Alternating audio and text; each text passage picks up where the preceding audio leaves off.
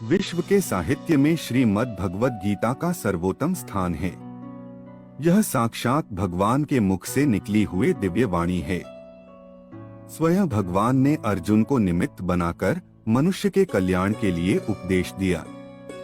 मित्रों, हम पहले अध्याय के बारे में जान लेते हैं।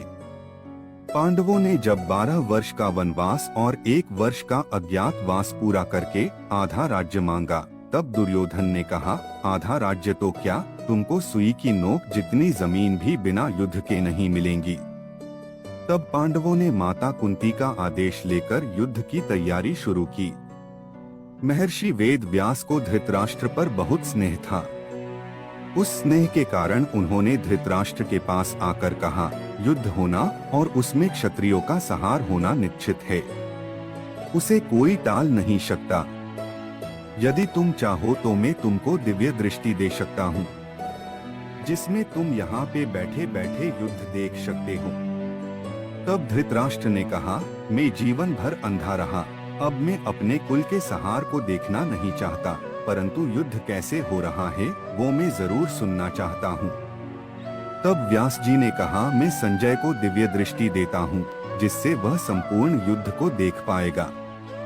धर्मक्षेत्रे कुरुक्षेत्रे संवेता युयुत्सवः मामकाः पांडवाश्चैव किम कुर्वत संजय। धृतराष्ट्र बोले, हे संजय, धर्मभूमि कुरुक्षेत्र में एकत्रित हुए युद्ध की इच्छा वाले मेरे और पांडु के पुत्रों ने क्या किया। धर्मक्षेत्र कुरुक्षेत्र अर्थात कुरुक्षेत्र में देवताओं ने यज्ञ किया था तथा राजा कुरु ने भी तपस्या की थी। धर्म कार्य होने से और राजा कुरु की तपस्या भूमि होने के कारण उसको धर्म भूमि कुरुक्षेत्र कहा गया। धर्मक्षेत्र कुरुक्षेत्र पदों में सभी मनुष्यों को यह शिक्षा लेनी चाहिए कि कोई भी कार्य करना हो तो धर्म को सामने रखकर करना चाहिए। दोनों सेना में युद्ध की इच्छा रहने पर भी दुर्योधन में युद्ध की इच्छा बहुत ही थी, क्योंकि उसका मुख्य उद्देश्य राज्य की प्राप्ति थी। वह चाहे धर्म से प्राप्त हो या अधर्म से।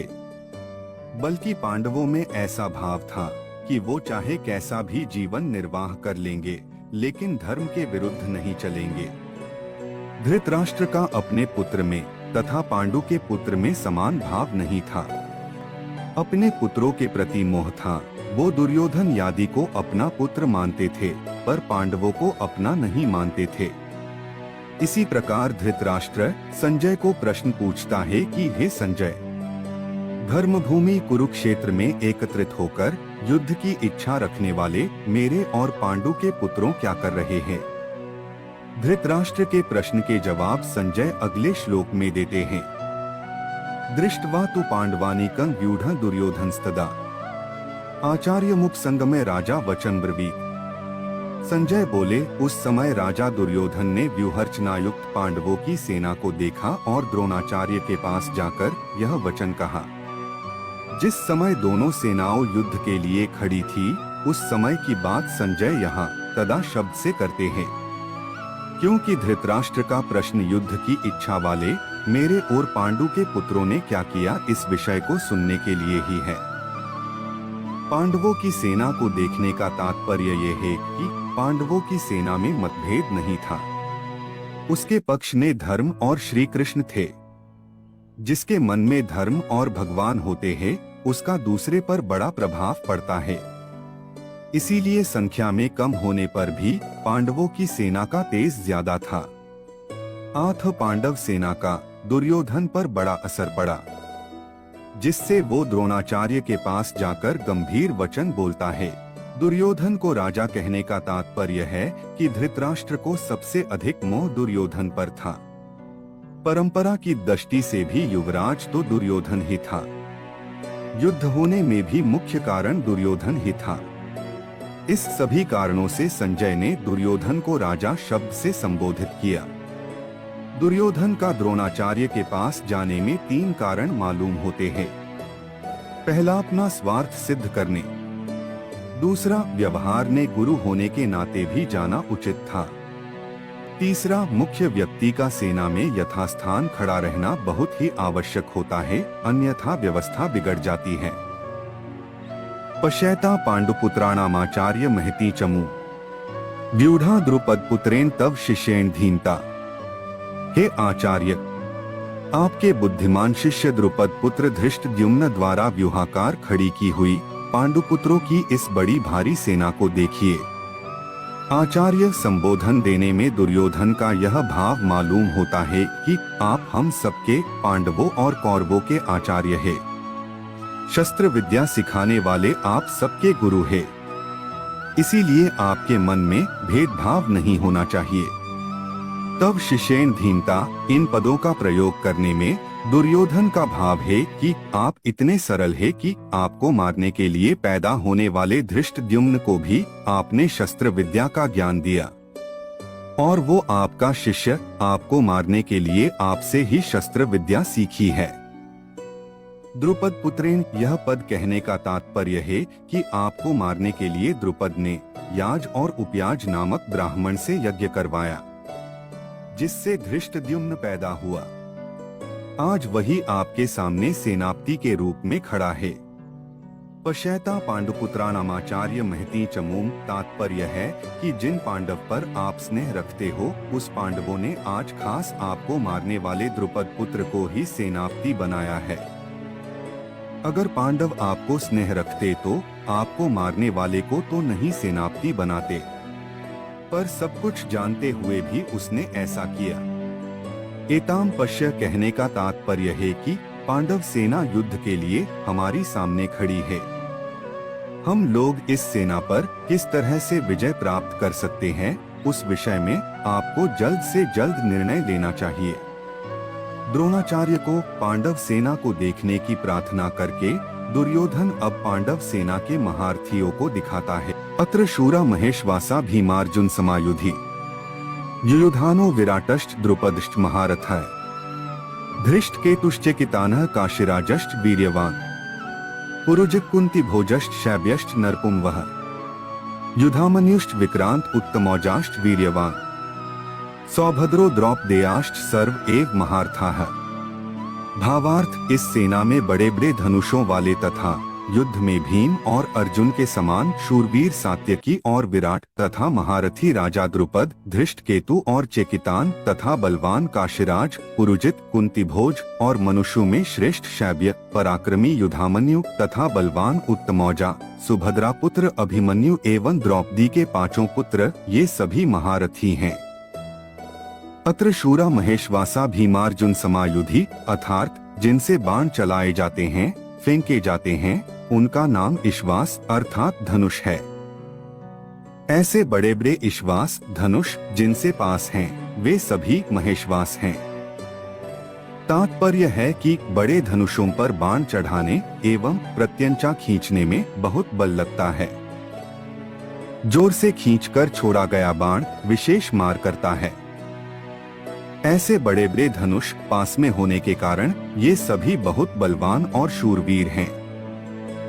ये मामूली योद्धा नहीं हैं। युद्ध में ये भीम और अर्जुन के समान हैं। अर्थात बल में ये भीम के समान और अस्त्र शस्त्र की कला में ये अर्जुन के समान है। युयुधाना अर्थात युयुधान सात्यकी ने अर्जुन से अस्त्र शस्त्र की विद्या सीखी थी। इसलिए भगवान श्री कृष्ण के द्वारा दुर्योधन को नारायणी सेना देने पर भी वह कृतज्ञ होकर अर्जुन के पक्ष में ही रहा, दुर्योधन के पक्ष में नहीं गया। द्रोणाचार्य के मन में अर्जुन के प्रति द्वेष भाव पैदा करने के लिए दुर्योधन महारथियों में सबसे पहले अर्जुन के शिष्य युयुधान का नाम लेता है। तात्पर्य है कि इस अर्जुन को तो देखिए, इसने आपसे ही अस्त्र शस्त्र चलाना सीखा है, पर वह कृतघ्न होकर आपके विपक्ष में लड़ने के लिए खड़ा है, जबकि अर्जुन का शिष्य उसी के पक्ष में खड़ा है। युयुधान महाभारत के युद्ध में न मरकर यादवों के आपसी युद्ध में मारे गए। विराटष्ट अर्थात जिसके कारण हमारे पक्ष का वीर सुशर्मा अपमानित किया गया, आपको सम्मोहनस्त्र से मोहित होना पड़ा और हम लोगों को भी जिसकी गायें छोड़कर युद्ध से भागना पड़ा, वह राजा विराट आपके प्रतिपक्ष में खड़ा है। राजा विराट उत्तर, श्वेत और शंख नामक तीनों पुत्रों सहित महाभारत युद्ध में मारे गए। द्रुपदश्च महारथ अर्थात आपने तो द्रुपद को पहले की मित्रता याद दिलाई, पर उसने सभा में यह कहकर आपका अपमान किया कि मैं राजा हूँ और तुम भिक्षुक हो। आथ मेरी तुम्हारी मित्रता कैसी, तथा वैरभाव के कारण आपको मारने के लिए पुत्र भी पैदा किया। वही महारथी द्रुपद आपसे लड़ने के लिए विपक्ष में खड़ा है। राजा द्रुपद युद्ध में द्रोणाचार्य के हाथ से मारे गए। धृष्टकेतु अर्थात यह धृष्टकेतु कितना मूर्ख है कि जिसके पिता शिशुपाल को कृष्ण ने भरी सभा में चक्र से मार डाला था, उसी कृष्ण के पक्ष में यह लड़ने के लिए खड़ा है। धृष्टकेतु द्रोणाचार्य के हाथ से मारे गए। चेकिताना अर्थात सब यादव सेना तो हमारी ओर से लड़ने के लिए तैयार है, और यह यादव चेकितान पांडवों की सेना में खड़ा है। चेकितान दुर्योधन के हाथ से मारे गए। काशीराजश्च वीर्यवान अर्थात यह काशीराज बड़ा ही शूरवीर और महारथी है। यह भी पांडवों की सेना में खड़ा है। इसलिए आप सावधानी से युद्ध करना, क्योंकि यह बड़ा पराक्रमी है। काशीराज महाभारत युद्ध में मारे गए। पुरुजित कुंती भोजश्च, पुरुजित और कुंती भोज ये दोनों कुंती के भाई होने से हमारे और पांडवों के मामा हैं। तथापि इनके मन में पक्षपात होने के कारण ये हमारे विपक्ष में युद्ध करने के लिए खड़े हैं। पुरुजित और कुंती भोज दोनों ही युद्ध में द्रोणाचार्य के हाथ से मारे गए। शैब्यश्च नरपुंगवः, यह शैब्य युधिष्ठिर का श्वशुर है। यह मनुष्यों में श्रेष्ठ और बहुत बलवान है। परिवार के नाते यह भी हमारा संबंधी है, परंतु यह पांडवों के ही पक्ष में खड़ा है। युधामन्युष्ट विक्रांत उत्तमौजाष्ट वीर्यवान, पांचाल देश के बड़े बलवान और वीर योद्धा युधामन्यु तथा उत्तमौजा है। आप इनकी ओर भी नजर रखना। रात में सोते हुए इन दोनों को अश्वत्थामा ने मार डाला। सौभद्रा, यह कृष्ण की बहन सुभद्रा का पुत्र अभिमन्यु है। यह बहुत शूरवीर है। इसने गर्भ में ही चक्रव्यूह भेदन की विद्या सीखी है। आथ चक्रव्यूह रचना के समय आप इसका ख्याल रखें। युद्ध में दुःशासन पुत्र के द्वारा अन्यायपूर्वक सिर पर गदा का प्रहार करने से अभिमन्यु मारे गए। द्रौपदेयाष्ट अर्थात युधिष्ठिर, भीम, अर्जुन, नकुल और सहदेव इन पांचों के द्वारा द्रौपदी के गर्भ से क्रमशः प्रतिविंध्य, सुतसोम, श्रुतकर्मा, शतानीक और श्रुतसेन पैदा हुए हैं। इन पांचों को आप देख लीजिए। द्रौपदी ने भरी सभा में मेरी हंसी उड़ाकर मेरे हृदय को जलाया है। उसी के इन पांचों पुत्रों को युद्ध में मारकर आप उसका बदला चुकाएं। रात में सोते हुए इन पांचों को अश्वत्थामा ने मार डाला। सर्व एव महारथाः अर्थात ये सबके सब महारथी हैं, जो शास्त्र और शस्त्र विद्या दोनों में प्रवीण हैं और युद्ध में अकेले ही एक साथ 10,000 धनुर्धारी योद्धाओं का संचालन कर सकता है। ऐसे बहुत से महारथी पांडव सेना में खड़े हैं। अस्माकं तु विशिष्टा ये तान् निबोध द्विजोत्तम, नायका मम सैन्यस्य संज्ञार्थं तान् ब्रवीमि ते। हे ब्राह्मण श्रेष्ठ, अपने पक्ष में भी जो प्रधान हैं, उनको आप समझ लीजिए। आपकी जानकारी के लिए मेरी सेना के जो सेनापति हैं, उनको बताता हूँ। भवान भीष्मश्च कर्णश्च कृपश्च समितिञ्जयः, अश्वत्थामा विकर्णश्च सौमदत्तिस्तथैव च। भवान भीष्मश्च अर्थात आप और पितामह भीष्म दोनों ही बहुत विशेष पुरुष हैं। आप दोनों के समकक्ष संसार में तीसरा कोई भी नहीं है। अगर आप दोनों में से कोई एक भी अपनी पूरी शक्ति लगाकर युद्ध करे तो देवता, यक्ष, राक्षस, मनुष्य आदि में ऐसा कोई भी नहीं है जो कि आपके सामने टिक सके। आप दोनों के पराक्रम की बात पूरे जगत में प्रसिद्ध है। पितामह भीष्म तो आबाल ब्रह्मचारी हैं और इच्छा मृत्यु हैं, अर्थात उनकी इच्छा के बिना उन्हें कोई मार ही नहीं सकता।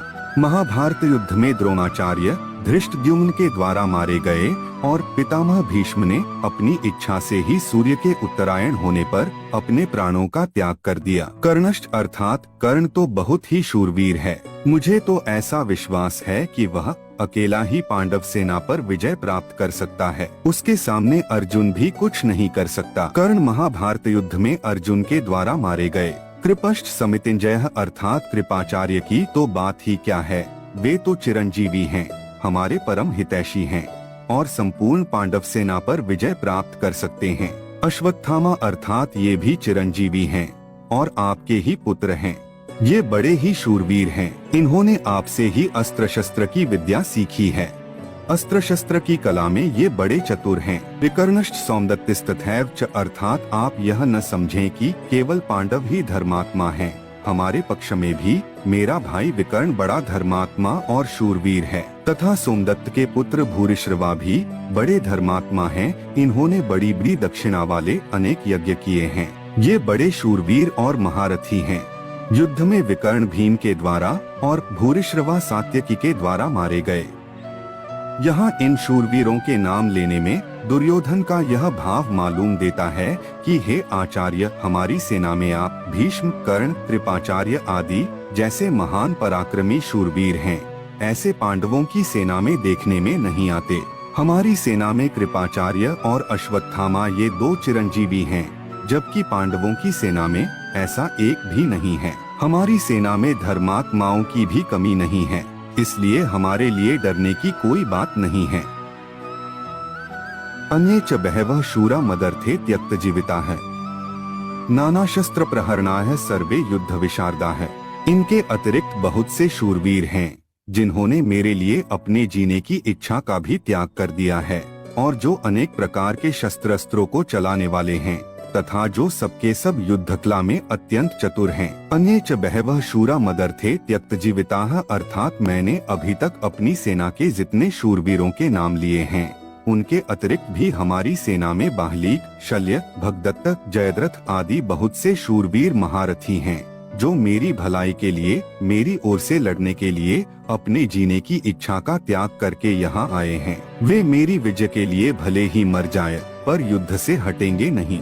नाना शस्त्र प्रहरणाः सर्वे युद्ध विशारदाः अर्थात ये सभी लोग हाथ में रखकर प्रहार करने वाले तलवार, गदा, त्रिशूल आदि प्रकार के शस्त्रों की कला में निपुण हैं और हाथ से फेंककर प्रहार करने वाले बाण, तोमर, शक्ति आदि अस्त्रों की कला में भी निपुण हैं। युद्ध कैसे करना चाहिए, किस तरह से, किस युक्ति से युद्ध करना चाहिए, सेना को किस तरह खड़ी करनी चाहिए आदि युद्ध की कलाओं में भी ये बड़े निपुण हैं।